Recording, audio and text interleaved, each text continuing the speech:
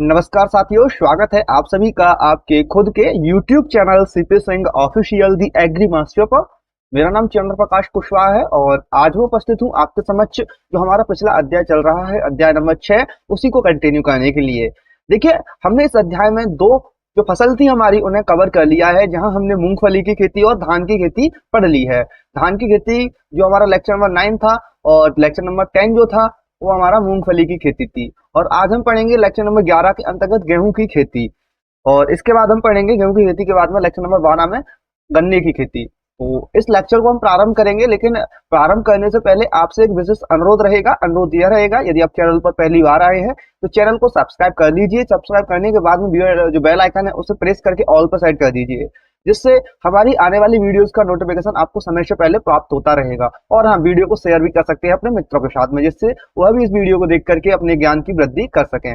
चलिए दोस्तों, प्रारंभ करते हैं इस लेक्चर को। चलिए दोस्तों, सबसे पहले हम बात करते हैं इसके बोटेनिकल नेम के बारे में। देखिए, गेहूं का बोटेनिकल नेम ट्रिटिकम स्पीसीज होता है। अब आप कहोगे सर हमने तो ट्रिटिकम एस्टिवम लिखा हुआ देखा है, ट्रिटिकम स्पीसीज कैसे बता रहे हो आप? देखिए, मैं आपको ट्रिटिकम स्पीसीज इसलिए बता रहा हूँ क्योंकि स्पीसीज इसकी एक नहीं है। यदि एक स्पीसीज होती तो हम ट्रिटिकम एस्टिवम पढ़ते, कोई दिक्कत नहीं थी।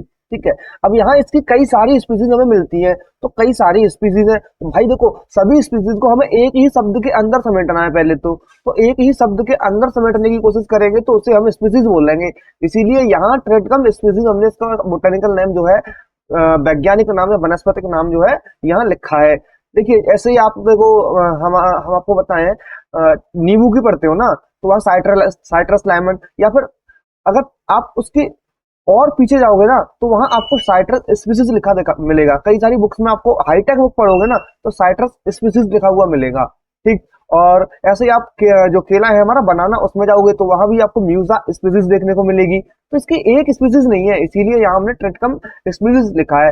देखिए, अब आप कहोगे सर हमने किताबों में भी ट्रिटिकम एस्टिवम लिखा हुआ देखा। ये टी जो है ना, ट्रिटिकम को डिनोट कर रहा है, एस्टिवम जो है ये हेक्साप्लॉइड की एक स्पीसीज है, इसीलिए यहाँ जो है एस्टिवम लिखा हुआ है। अब आप कहोगे हमने ट्रिटिकम एस्टिवम ही कई सारी किताबों में लिखा हुआ देखा है। देखिए दोस्त, मैं आपकी बात को गलत नहीं ठहरा रहा हूँ। ट्रिटिकम एस्टिवम जो है हम लिखते हैं किताबों में, कोई इश्यू नहीं है। अब 10th तक 12th तक कोई दिक्कत नहीं है, लिखिए, कोई इश्यू नहीं है। यदि आप कंपटीशन लेवल में जाते हैं तो वहां के लिए आप इसे याद कीजिए, ट्रिटिकम स्पीसीज को, क्योंकि ट्रिटिकम स्पीसीज ही सभी जो हमारी स्पीसीज हैं उनको समेटती है एक ही शब्द के अंदर। ठीक, ये जो है एक अलग से स्पीसीज है ट्रिटिकम एस्टिवम। देखिए, ट्रिटिकम एस्टिवम इसलिए लिखा जाता है क्योंकि सबसे ज्यादा यही मतलब भारत के अंदर हम इसे अगर बताएं तो 87% एक क्षेत्र जो है सबसे ज्यादा जो है एस्टिवम यहाँ पे ग्रो किया जाता है। ट्रिटिकम एस्टिवम जो है 87% एरिया में ग्रो किया जाता है, सबसे ज्यादा किया जाता है। बचे हुए जो पार्ट है हमारा 87 से बचा हुआ है, तो उसमें ये बची हुई हमारी जो स्पीसीज है वो कल्टीवेट की जाती है। अगर हम पूरे ग्लोब की बात करें, दुनिया की बात करें ना, तो 95% यहाँ हमारा कल्टीवेट किया जाता है क्या, ट्रिटिकम स्पीसीज। इसीलिए हम लोग किताबों में लिखा हुआ देखते हैं कि ट्रिटिकम स्पीसीज जो है गेहूं का बोटेनिकल नेम है। लेकिन यदि आप कंपटीशन की तैयारी कर रहे हैं तो ट्रिटिकम स्पीसीज यहाँ पे आपको याद करना होगा। ठीक, अब आप कहोगे कि स्पीसीज कौन कौन सी अवेलेबल है। तो देखिए, स्पीसीज इसकी 3 है बेसिकली। यहाँ पे स्पीसीज जो है 3 है, हेक्साप्लॉइड स्पीसीज है, टेट्राप्लॉइड स्पीसीज है और डिप्लॉइड स्पीसीज है। अब इनकी भी अलग अलग स्पीसीज है। कैसे? देखिए, हेक्साप्लॉइड के अंतर्गत ये एस्टिवम स्पीसीज आती है और वल्गेर स्पीसीज आती है। ऐसे ही टेट्राप्लॉइड के अंदर ट्रिटिकम ड्यूरम स्पीसीज आती है और डाइकोकम स्पीसीज आती है। डिप्लॉइड के अंदर स्पेरोकोकम और मोनोकोकम आती है, और भी कई सारी स्पीसीज हैं, लेकिन हम यहाँ उन्हीं स्पीसीज को आपको पढ़ा रहे हैं जो सबसे ज्यादा कल्टीवेशन किया जाता है उनका। ठीक, तो देखिए, हेक्साप्लॉइड जो होती है इनके बारे में बाद में अध्ययन करेंगे। ठीक है, स्पीसीज के बारे में पहले यहाँ इनका बोटेनिकल डिस्क्रिप्शन जान लो। देखो, फैमिली इसकी पोएसी है, जैसे ग्रेमिनी के नाम से भी जानते थे, और मतलब ग्रेमिनी पहला पुराना नाम है इसका। देखिए, हम यदि यहाँ इसके ओरिजिन की बात करें तो इसका ओरिजिन जो है साउथ वेस्टर्न एशिया है। क्या है? साउथ वेस्टर्न एशिया, इंडिया नहीं है। साउथ वेस्टर्न एशिया के जो पार्ट है ना, वहां से यह ओरिजिन हुआ है। कहाँ से हुआ है? साउथ वेस्टर्न एशिया से। ठीक है, आपने कई सारी किताबों में लिखा देखा होगा शॉर्ट में SWA, ये आपने लिखा देखा होगा। तो यही इसका जो है ओरिजिन है। क्या है? साउथ वेस्टर्न एशिया के जो पार्ट्स हैं, रीजन हैं, वहां से यह ओरिजिन हुआ है। ओके, अब बात करेंगे पॉलिनेशन की, तो यहाँ सेल्फ पॉलिनेशन है हमें देखने को मिलता है, यानी परागण जो है यहाँ सेल्फ टाइप का होता है। इन्फ्लोरेसेंस यानी पुष्पक्रम यहाँ स्पाइक टाइप का होता है या ईयर टाइप का, इसे हम बोल सकते हैं। रूट टाइप की बात करें यानी फल का प्रकार यहाँ कैरियोप्सिस टाइप का होता है। और क्रोमोसोम संख्या, यहाँ जो क्रोमोसोम संख्या है यहाँ हमने इसलिए नहीं लिख रखी है क्योंकि यहाँ हम स्पीसीज के साथ ही क्रोमोसोम संख्या पढ़ेंगे, जैसे हेक्साप्लॉइड में यहाँ पढ़ेंगे और टेट्राप्लॉइड में यहाँ पढ़ेंगे और हमारी डिप्लॉइड में यहाँ पढ़ेंगे, इसीलिए हमने यहाँ इसका जो क्रोमोसोम संख्या है वह नहीं लिखा है, यहाँ उनका हम अध्ययन करेंगे। तो चलिए यहाँ इनका अध्ययन हम करते हैं। ओके, अब बात करेंगे सबसे पहले हम हेक्साप्लॉइड स्पीसीज की। तो हेक्साप्लॉइड में 6n = 42 क्रोमोसोम संख्या होती है। हेक्साप्लॉइड स्पीसीज में 6n = 42 हमारे क्रोमोसोम नंबर्स होते हैं। तो ये हमने इसलिए यहाँ नहीं लिखा है, इसीलिए हमने इसे आपको नहीं बताया, यहाँ हमने आपको समझा दिया। अब देखिए ट्रेटिकम एस्टिवम के बारे में बात कर लेते हैं। 87% क्षेत्र में भारत के में यह कल्टीवेट किया जाता है और दुनिया के में 95% क्षेत्र में कल्टीवेट किया जाता है, दुनिया में पूरी में, ठीक। और इसे हम लोग कॉमन ब्रेड व्हीट के नाम से जानते हैं। क्या कहते हैं? कॉमन ब्रेड व्हीट है ये। और इसे हम मैक्सिकन ड्वार्फ व्हीट के नाम से भी जानते हैं। और ये जो है चपाती और बेकरी प्रोडक्ट बनाने के लिए वेल सूटेड है, सबसे ज्यादा यूज में लाया जाता है रोटियां बनाने के लिए, बेकरी प्रोडक्ट्स बनाने के लिए, ठीक है। तो इसे हम कॉमन व्हीट भी बोल सकते हैं, इसीलिए यहाँ पे आपने देखा है ना कॉमन ब्रेड व्हीट, रोजमर्रा का गेहूं, यानी हम लोग इसे ज्यादा से ज्यादा कंज्यूम करते हैं, इसीलिए इसका जो है सबसे ज्यादा खेती की जाती है। अब देखिए आगे बात करते हैं हम लोग अगली स्पीसीज की। अगली रहेगी ट्रिटिकम वल्गेयर, ये भी हेक्साप्लॉइड की ही स्पीसीज है। इसे हम पोलार्ड व्हीट या इंग्लिश व्हीट के नाम से जानते हैं, अंग्रेजी गेहूं या पोलार्ड गेहूं इसे बोलते हैं। अब बात आती है टेट्राप्लॉइड स्पीसीज में। तो टेट्राप्लॉइड में जो क्रोमोसोम संख्या होती है 4n = 28 होती है। इसके अंदर जो स्पीसीज आती है ट्रेटिकम ड्यूरम आती है और ट्रेटिकम डाइकोकम आती है। ड्यूरम को हम लोग मैक्रोनी व्हीट बोलते हैं, जो कि नूडल्स बनाने के लिए, वर्मिसेली बनाने के लिए काम में लाया जाता है।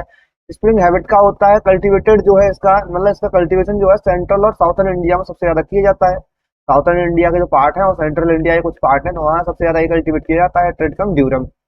और वर्मिसेली आप जानते ही होंगे, सेवैया होती है ना, वो सेवैया बनाने का काम लाया जाता है। और ये न्यूडल्स को बनाने का काम में लाया जाता है। एक तरह से मैदे वाला गेहूं है ये, जिससे मैदा बनती है ना, वही गेहूं है ये ट्रेटिकम ड्यूरम, मैदा वाला। ओके, अब बात आती है अगली स्पीसीज की। ट्रेटिकम डाइकोकम है अगली स्पीसीज, इसे एमर व्हीट बोलते हैं, इसे विंटर व्हीट या स्प्रिंग व्हीट के नाम से भी जानते हैं। ये जो है ग्रैन्युलर प्रिपरेशन के लिए यूज में लाया जाता है, ग्रैन्युलर प्रिपरेशन के लिए। और इसकी जो खेती की जाती है वो गुजरात, महाराष्ट्र, आंध्र प्रदेश, तमिलनाडु के कुछ क्षेत्रों में की जाती है।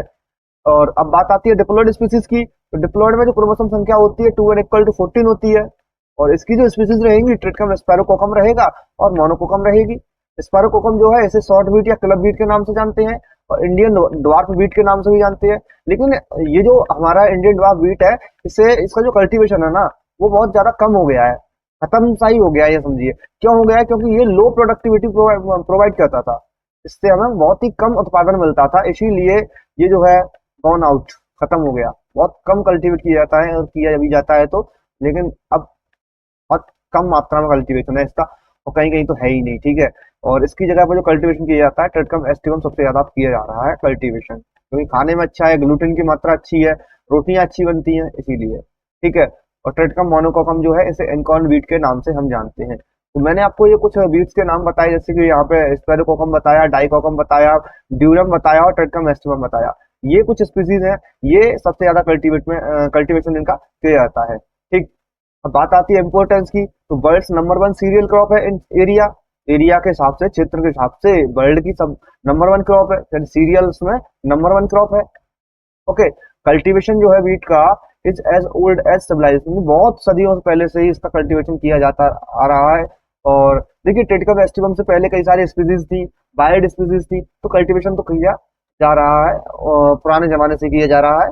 और बाइबल जो है इसमें भी पहली जो क्रॉप मेंशन है वही वह गेहूं ही मेंशन है, ठीक है।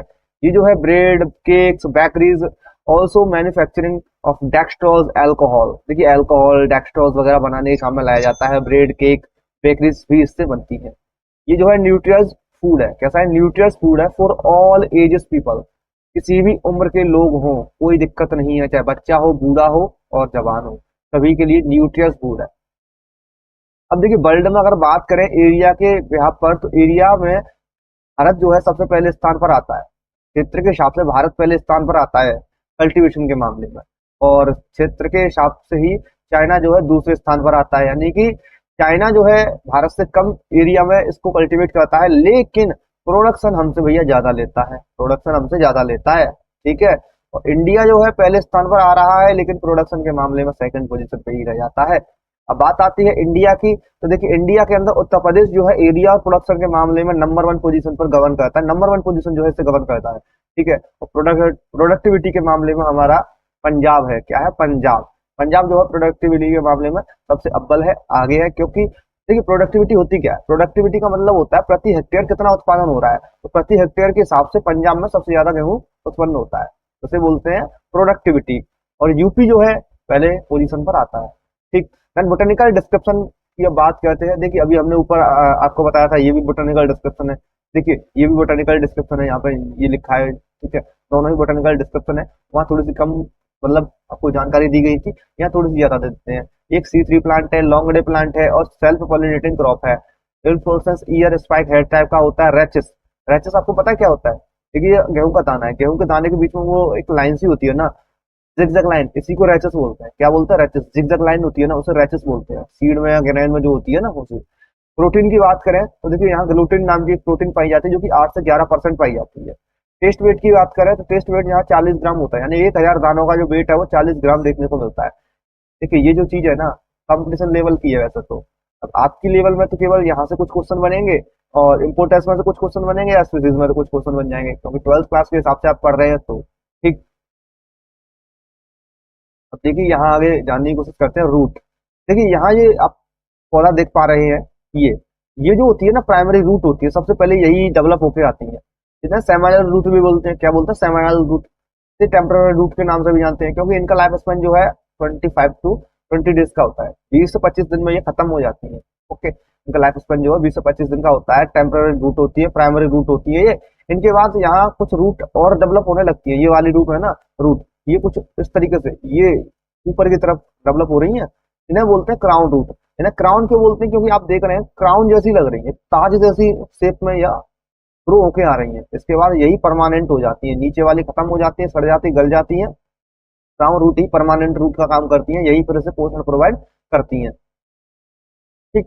अब बात करते हैं ये लेमा पेली एंड ऑन क्या होता है। देखिए ये हमारा गेहूं का दाना है। ठीक है। अब गेहूं का दाना है भैया, ये तो एक साइड होती है ना फ्लैट वाली साइड जो होती है उसे पेली बोलते हैं, जो उठा हुआ भाग होता है उसे लेमा बोलते हैं। तो ये जो है ना ये ऑन है, ये बाली में से निकाला हुआ गेहूं है, ये डायरेक्टली यहाँ आया हुआ है ना दाना। ये जो है ना ये ऊपर बाली के ऊपर एक थ्रेड लाइक स्ट्रक्चर होता है, उसे ऑन बोलते हैं। क्या बोलते हैं? ऑन बोलते हैं। कुछ वर्ड है ये आपको ध्यान में रखने होंगे।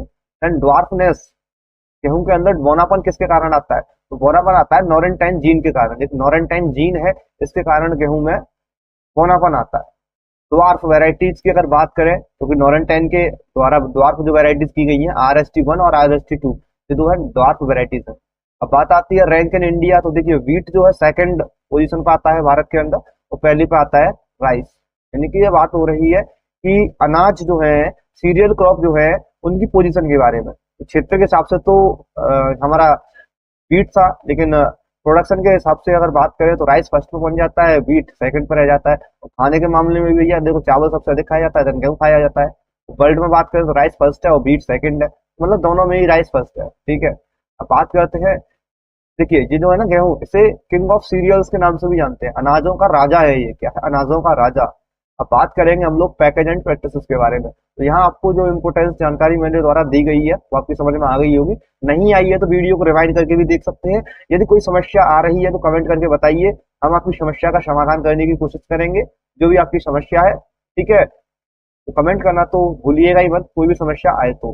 ठीक है। अब बात करते हैं क्लाइमेट की, तो यहाँ रबी विंटर सीजन जो है इसके कल्टीवेशन के लिए अच्छी मानी गई है, क्योंकि रबी सीजन की क्रॉप है। और विंटर रबी सीजन को ही बोलते हैं, क्योंकि ठंड का मौसम होता है भैया, ठंड का मौसम होता है, सर्दियों का मौसम होता है, उसी समय हम लोग गेहूं करते हैं। गेहूं जो है क्लाइमेट सीजन, मतलब गेहूं को क्लाइमेट सीजन जो चाहिए होती है वो ठंडे मौसम की चाहिए होती है, यानी रबी सीजन में यह कल्टीवेट किया जाता है।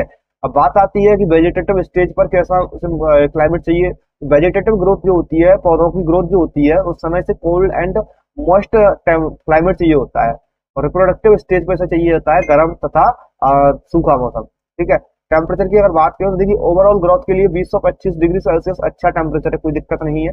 यदि जर्मिनेशन की बात करें, यानी कि यहाँ पे जर्मिनेशन हो रहा है, स्पॉटिंग हो रही है, अंकुरन हो रहा है, तो अंकुरन के दौरान 20 से 25 डिग्री सेल्सियस जो है टेम्परेचर चाहिए होता है। वेजिटेटिव ग्रोथ में 20 से 23 चल जाएगा। रिप्रोडक्टिव स्टेज पर 23 से 25 चाहिए। ग्रेन फिलिंग, जब अनाज में मतलब जो हमारा गेहूं की बालियां उनमें दाने पड़ने लगते हैं ना, दाने बनते हैं, उनमें 23 डिग्री सेल्सियस चाहिए होता है। बात आती है सॉइल की, तो सॉइल एल्यूवियल सॉइल या लॉमी सॉइल, क्ले सॉइल में हम इसे आसानी से बो सकते हैं। लेकिन अगर आपके पास ये सॉइल अवेलेबल नहीं है तो आप किसी भी सॉइल में से लगा सकते हैं, कोई इश्यू नहीं है। लेकिन हाँ, पीएच आपको ध्यान में रखना होगा। 6 पॉइंट, देखिए 6 से 7.5 रख कर 6 से 7.5 जो है कोई इश्यू नहीं। 7.5 जो पीएच है उसमें आसानी से इसे कल्टिवेट कर सकते हैं। 6 से लेकर के 6 टू 7.5 का जो पीएच है बहुत अच्छा है। अब बात आती है फील्ड प्रिपरेशन की, तो देखिए डीप प्लोइंग आपको देनी होगी, गहरी जुताई देनी होगी। एमवी प्लस या देसी प्लस आप दे सकते हैं। 2 से 3 बार कल्टीवेटर चलाइए, वन लेवलर डालकर लेवलर करके लेवलिंग करके लेवलर से खेत को छोड़ दीजिए, जैसे डेले वेले और फाइन टिल्थ हो जाता है खेत हमारा। ठीक है, अब बात आती है सीड बोने की, यानी बोइंग बोएंगे कैसे भाई।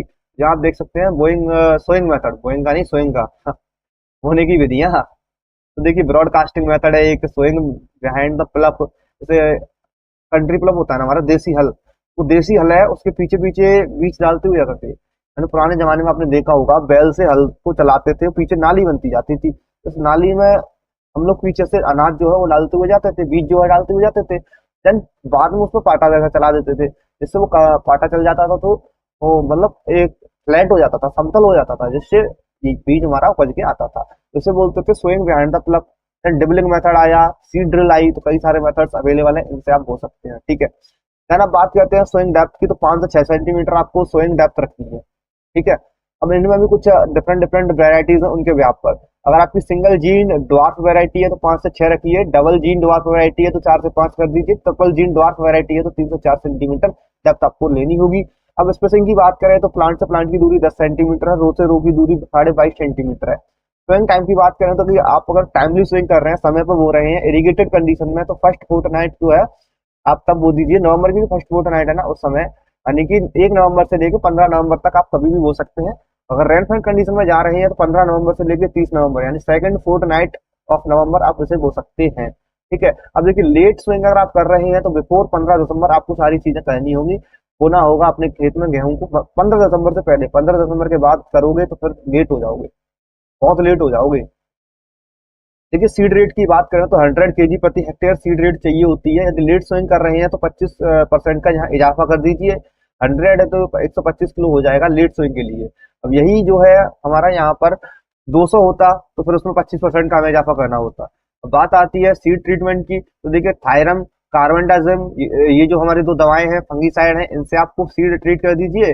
2 से 3 ग्राम प्रति किलोग्राम के हिसाब से आपको जो बीज है उसे ट्रीट करना होगा। अब इसके बाद आप लोग पीएसबी कल्चर भी दे सकते हैं। फास्फोरस सॉल्युबलाइजिंग बैक्टीरिया से भी आप ट्रीटमेंट कर सकते हैं। 5 ग्राम पर केजी सीड के हिसाब से इससे ट्रीटमेंट करते हैं। देन फर्टिलाइजर मैनेजमेंट की अगर बात करें तो एनपीके जो चाहिए होता है वह चाहिए होता है 120, 60 और 40। देखिए ये जो एनपीके में पी और के है, ये तो हमें फुल एक ही समय बुवाई कर रहे हैं उस समय दोनों चीजें फुल डाल देनी होती है, फुल डोज पहले में ही देना है। लेकिन नाइट्रोजन जो है इसका आधा डोज देते हैं, यानी 120 किलोग्राम है तो 120 का आधा रहा 60 किलोग्राम। 60 किलोग्राम और फुल ये वाला पोर्शन दोनों को आप बोने के दौरान दे दीजिए। खेत में बुवाई कर रहे हैं उस समय कोई इश्यू नहीं है। देन बचा हुआ जो 60 किलोग्राम है नाइट्रोजन, उसे आपको सीआरआई स्टेज पे देना होता है। ठीक, तो दो यहाँ से हमें डोज बनानी होती है नाइट्रोजन की।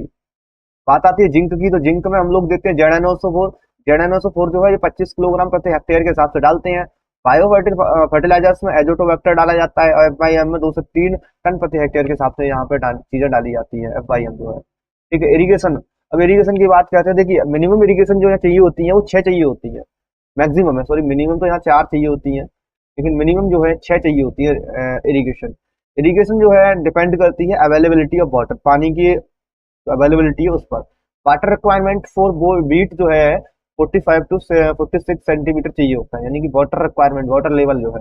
इरिगेशन मेथड में बात करें तो बॉर्डर स्ट्रिप मेथड जो है इसे हम लोग यूज करते हैं। ठीक है, अब देखिए नंबर ऑफ इरिगेशन जो है, पहली इरिगेशन जो है 20 से 25 दिन पे करते हैं, सीआरआई स्टेज जो होती है। दूसरी इरिगेशन जो है 40 से 50 डेज पे करते हैं, जो टिलरिंग स्टेज होती है उस समय। और तीसरी इरिगेशन 60 से 50 पे करते हैं लेट ज्वाइनिंग पे। और चौथी इरिगेशन 80 से 85 दिन पे करते हैं फ्लावरिंग स्टेज पर। पांचवी इरिगेशन जो है 1000 से 105 सॉरी 100 से 105 है, 1000 नहीं है दोस्त, 100 से 105 डेज पे करते हैं मिल्किंग स्टेज पर। छठवीं इरिगेशन जो है 115 से 120 दिन पे कर देते हैं ग्रेन फिलिंग स्टेज जो होती है उस समय। अब देखिए आपके पास यदि एक ही इरिगेशन अवेलेबल है, ठीक है, तो आपको करना क्या है, ये जो इरिगेशन है ना आप सीआरआई पे दे दीजिए। जो सीआरआई स्टेज है उस समय आप ये इरिगेशन दे दीजिए, कोई दिक्कत नहीं है, एक ही इरिगेशन से आपका काम हो जाएगा यदि आपके पास एक ही इरिगेशन अवेलेबल है तो। यदि आपके पास दो इरिगेशन है तो सीआरआई और फ्लावरिंग स्टेज पर डाल दीजिए। यदि आपके पास 3 नंबर ऑफ इरिगेशन है तो आप सीआरआई, लेट जोनिंग और मिल्किंग, ये 3 स्टेजेस हैं, इन 3 स्टेजेस पर इरिगेशन दे सकते हैं। ओके, देखिए यहाँ ये पेज जो है ब्लर हो गया था और यही पेज यहाँ दोबारा से है, तो आप ये जो पेज है इसका स्क्रीनशॉट वगैरह ले सकते हैं पढ़ने के लिए, ठीक है।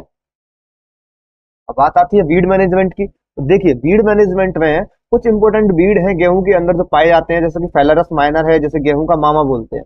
गुल्ली डंडा गेहूं सा जैसे बोलते हैं वही है फेलरस माइनर। जैसे मिमिक्री बीड बोलते हैं, क्योंकि जब छोटा होता है तो आप इसमें पहचान नहीं कर सकते गेहूं का पौधा है हमारा गेहूं के मामा का पौधा है, पहचान नहीं कर सकते, दोनों सेम होते हैं। हाँ पहचान एक है, जड़ फाड़ के देखोगे तो गेहूं का मामा जो है ना थोड़ा रेड रेड कलर की इसकी जो जड़ होती, जड़ से ऊपर का पार्ट होता है ना, डंठल जो होता है ना, वो रेड कलर का होता है हल्का हल्का।